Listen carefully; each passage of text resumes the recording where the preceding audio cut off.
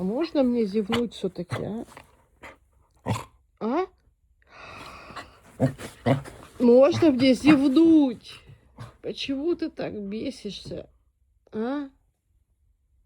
Ты не хочешь, чтобы я зевала? Лютый.